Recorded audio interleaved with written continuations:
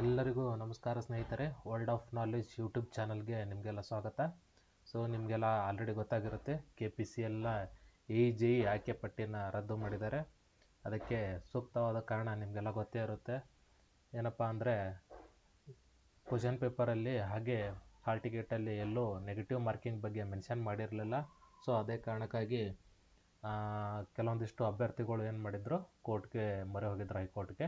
So ಹೈಕೋರ್ಟಲ್ಲಿ decision ಏನಾಗಿದೆ ಅಂದರೆ, negative ಬೇಡ, ಪಾಸಿಟಿವ್ ಬೇಡ, ಸೊ ಡೈರೆಕ್ಟ್ಲಿ ಎಕ್ಸಾಮ್ ಮಾಡೋ ಟೈಮಲ್ಲಿ ನೀವು ಮೇಲೆ ಅಭ್ಯರ್ಥಿಗಳಿಗೆ ಮುಂಚಿತವಾಗಿ ಮಾಹಿತಿ ನೀಡಬೇಕು. ಏನಂತೇಳಿ, ಋಣಾತ್ಮಕ ಅಂಕ ಇರೋದು ಅಂತೇಳಿ ಅವರು ಯಾರಿಗೆ KPCLಗೆ ಹಾಗೆ ಕರ್ನಾಟಕ ಪರೀಕ್ಷಾ ಪ್ರಾಧಿಕಾರಕ್ಕೆ ಅವರು ಆಲ್ರೆಡಿ ಸೂಚಿಸಿದ್ದಾರೆ.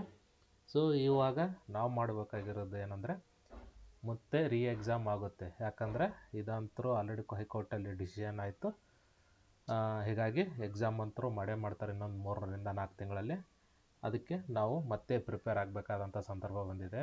ಇವಾಗ ಏನಿಲ್ಲ ಅಂದರೂ 8 ವರ್ಷ ಆಯಿತು ಇದು ವಿಳಂಬ. ಸೊ ಎಲ್ಲರೂ ನೋಡ್ತಾ ಇದ್ದಾರೆ, 8 ವರ್ಷ ಅಂದರೆ ಅಧಿಸೂಚನೆ ಆಗಿದ್ದು 2017ರಲ್ಲಿ, ಅದನ್ನು ಮೊದಲ ಪರೀಕ್ಷೆ ಆಗಿದ್ದು 2018ರಲ್ಲಿ, ಆಮೇಲೆ ಮರುಪರೀಕ್ಷೆ ಆಗಿದ್ದು 2024ರಲ್ಲಿ.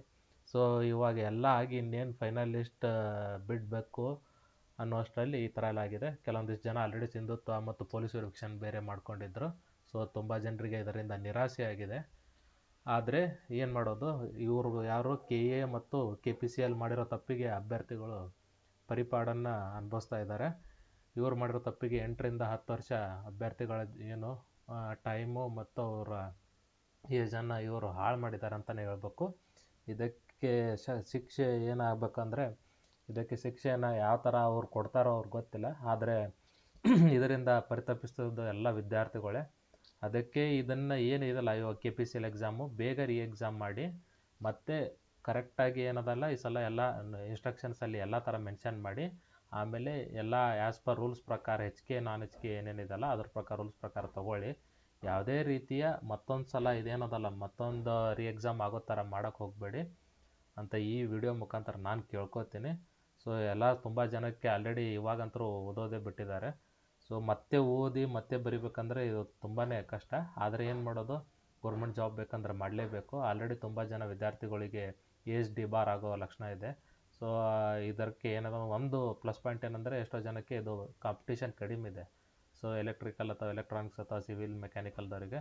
ಸೊ ಇದರಲ್ಲಿ ಆದರೆ ಬೆಟ್ರಾಗಿ ಬೇಗ ಸೆಲೆಕ್ಷನ್ ಆಗೋ ಲಕ್ಷಣ ಇರುತ್ತೆ. ಬಟ್ ಸೆಲೆಕ್ಷನ್ ಆಗಬೇಕಂದ್ರೆ ಇದು ಮುಗಿತಾನೇ ಇಲ್ಲ. ಸೊ ಇನ್ನೂ ಎಷ್ಟು ವರ್ಷ ಈ ಥರ ಕಾಯಿಸ್ತಾರೋ ಗೊತ್ತಿಲ್ಲ. ಆಲ್ಮೋಸ್ಟ್ ಅಲ್ಲಿ ಈ ವರ್ಷ ಮುಗಿದು ಎಲ್ಲರಿಗೂ ಆರ್ಡರ್ ಕಾಪಿ ಸಿಗುವಂತಾಗಲಿ.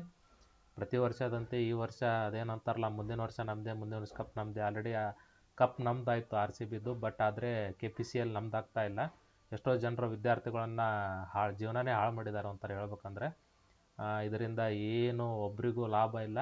ಸೊ ಅದಕ್ಕೆ ಈ ಸಲನಾದರೂ ಬೇಗ ಇವರು ಮುಗಿಸ್ಲಿ. ಆದರೆ ಆದಷ್ಟು ಬೇಗ ಎಲ್ಲರ ಕೈಗೂ ಆರ್ಡರ್ ಕಾಪಿ ಕೊಡಲಿ ಅಂಥೇಳಿ ಈ ವಿಡಿಯೋ ಮುಖಾಂತರ ನಾನು ಕೇಳ್ಕೊತೀನಿ. ಧನ್ಯವಾದ ಸ್ನೇಹಿತರೆ.